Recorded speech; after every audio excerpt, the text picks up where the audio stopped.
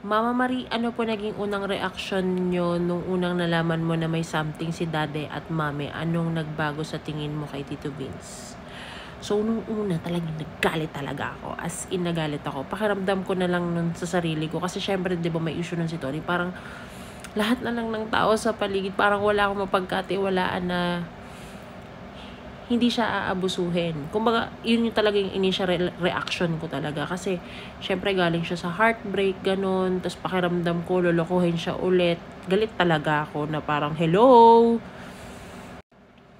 Kalmahan muna, parang ganun. Parang, nagalit talaga ako. Talagang, kulang na lang suntukin ko talaga siya sa mukha. Gusto talaga niyang umilag talaga nung una.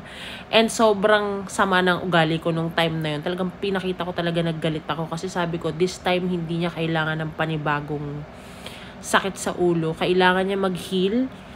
Kailangan niyang, kumbaga, yung sarili niya yung piliin niya. Huwag muna kaagad-agad siyang pumasok sa isang bagay na makapagsisihan niya kasi masyadong mabilis. So, pero eventually, napatunayan naman nila na love wins. At the same time, sabi nga nila, kapag nasaktan ka or parang alam mo yun, parang pinatay ka ng heartbreak or ang isang heartbreak, mawawala lang yun ng panibagong pag-ibig. Ganun. Kaya okay naman. At least nasagot ko yung tanong nyo. Okay, magsagot ulit tayo ng questions. Mama Marie, ilang taon na po yung gap nyo ni Papa Odi? Sino po mas matanda sa... Siguro sa inyo yan, kasi medyo kulang yung tanong mo. Okay, mas matanda ako sa kanya ng almost 3 years.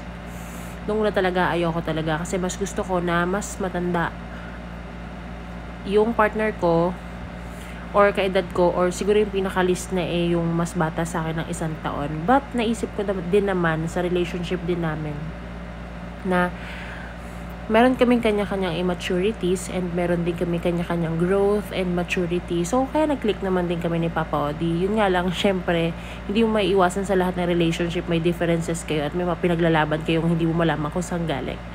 Anyways, nag-click naman kami. And sabi nga nila, sa love,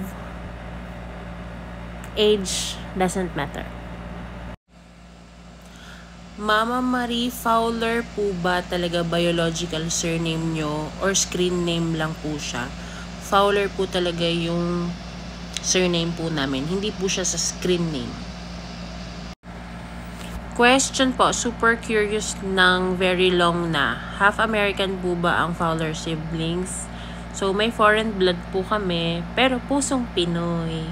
Kasi dito rin po kami lumaki. Ayun. Natawa ako dito. Mama Marie, nag-away na rin ba kayo ni Papi? Ask lang po. Diyos ko, day! Ito siguro, nako. This was a long time ago. Baby pa si Happy nun. Maraming beses na kami nag-away ni Papi. As in. To the point na, oo, sinasagot niya ako. Pero hindi niya na kaya ngayon. Kumbaga, nagpapaliwanag na siya. Natutunan naman niya na yung lesson doon sa pangyayaran yon. It got to the point na parehas kaming mali ni Papi. Doon pa nagalit si Tony one time. Kasi gusto ko siyang gisingin para gawin niya na yung toka niya sa house. Pagkatapos, sabi ko sa kanya, ano Papi, ako ba gagawa ng ganito, ganyan mo? Nagsasalita na ako ng kung ano-ano. Armalite na bunga nga ng ate. Tapos, ang sabi niya, ano ba problema mo sa akin, Ate Marie, ganyan-ganyan, ganon-ganon. Sabi ko sa kanya, ano problema, ganyan? Hanggang sa sumagot na nun si Papa Odi ng, traidor yan ganyan-ganyan. Tapos nagalit si Mami Tony nung time na yun. Kasi sabi niya, imbis na maging okay, syempre, mas bata si Papi, kailangan mas nakakaintindi kami sa kanya. Hindi dapat namin siya, kumbaga, patulan din ng salita pa or gatungan pa ng para mag-burst kaming dalawa ni Papi. Even more. So, nung time na yon, red alert si Mama Marie, kaya gigil na gigil ako. Natawa lang ako sa part na yon kasi after nun, kinabukasan, kahit nagkatampuhan kami, sabi ko hindi ako papasok sa kwarto ni Papi, sabi ko kay Papa Odi. Siya, pumasok pa rin siya kahit tulog si Papi, kinuha niya si Happy. Tapos nagising si Happy, nagising na si Papi nun. Hinahanap niya yung anak niya, nandun sa kwarto namin, sumilip lang siya, tapos umalis. Hindi niya kinukuha si Happy. Ayun, parang syempre, hindi syempre dapat madamay ang bata, 'di ba? Kahit magkaroon kami ng tampuhan or anything. Ayun lang. Gusto ko lang sabihin sa inyo na ang daming beses namin nag-away ni Papi. Wala siguro kung hindi nakatampuhan or na pagalitan sa loob ng bahay. Pero of course, kapag sila naman, sinasabi nila sa akin yung mga hindi nila gusto, tinatanggap ko din naman. And binabago ko in a way na hindi rin naman ko binabago yung sarili ko kung alam kong tama ako. Siguro may tamang approach. Mas, kumbaga, much better. Ayun lang. Wala pala, Peo, bakit astang yaya ni Mami Oni lahat ng nakapaligid sa kanya maliban sa'yo? Okay, nasagutin ko to. Iba ang ginagawang yaya sa tinuturuan. Since kami ni Mami Oni yung isa sa mga mas nakakatanda at mas nakakaintindi, kasama yung, of course, pandidisiplina at pagsasalita. So, pinagsasabihan namin sila, tinuturuan namin sila kung paano, kasi kapag nakarating sila sa ibang bahay or nakisama sila sa ibang tao, marinig na nila sa amin ang worst para mas matibay sila at saka alam na nila kung ano yung gagawin. Okay? Walang ginawang yaya sa lahat.